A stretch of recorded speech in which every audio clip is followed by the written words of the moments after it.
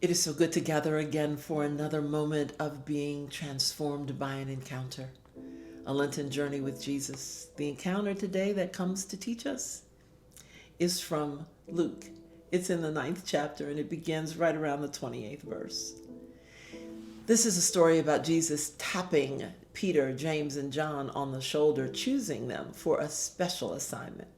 He taps them and invites them to come with him to the top of a mountain where, amazingly, Moses and Elijah show up and they're all aglow, and the disciples wake up and see this. And my boy Peter says, "This is great! Moses and Elijah and Jesus, and they're shining. This is amazing." And Peter says, let's hang out here. Let's not go back down to the bottom of the mountain. Let's build some shelters and revel in this moment.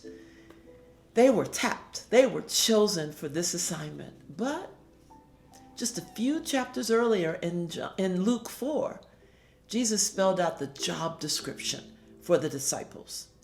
The job description, the real assignment for the disciples was to free the captives, was to proclaim the year of the Lord, was to bring hope to those who were oppressed. It was not to find themselves in a glowing situation with Moses and Elijah. That was not the real assignment.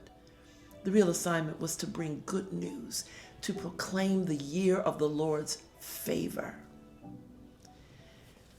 The encounter with the glowing blinded my friend Peter from his real work.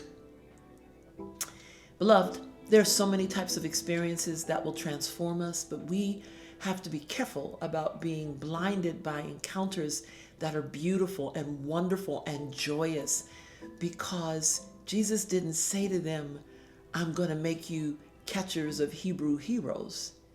He said, "I'm going to make you fishers of people." Today, as we think about being transformed by the encounter, what's the real assignment that is in your hands? What's the thing that you are called to do? Because the glorious is important to inspire us. But even in this story in Luke, the real work was down in the valley. There was an epileptic boy down there waiting to be healed.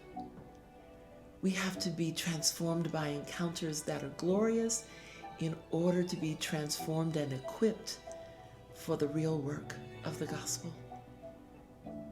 This day, as you journey through this Lenten season, close your eyes, take a deep breath, ask, what is the work you've given my hand to do today?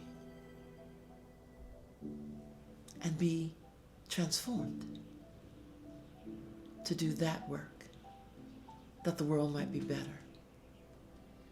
You and I are transformed for a purpose. May we know it, may we deepen it, and may we walk it this entire Lenten journey. Thanks for joining.